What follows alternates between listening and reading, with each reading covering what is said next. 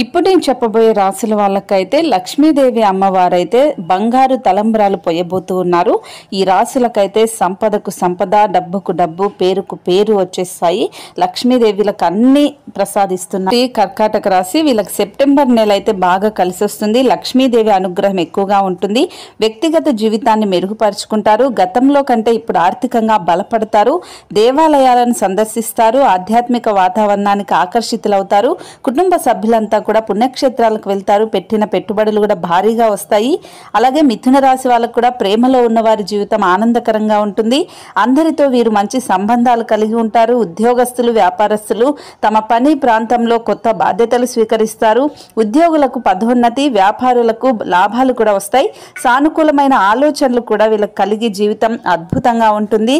వీళ్ళు 10 మందికి ఆదర్శంగా నిలుస్తారు. అలాగే వృషభ రాశి వాళ్ళకు కూడా అద్భుతమైన ఫలితాలు అయితే ఉంటాయి. వీళ్ళకు కూడా లక్ష్మీదేవి అనుగ్రహం కారణంగా అద్భుతంగా కలిసి వస్తుంది. సో వీళ్ళకు పేరుకు పేరు, డబ్బుకు డబ్బు వచ్చేస్తుంది.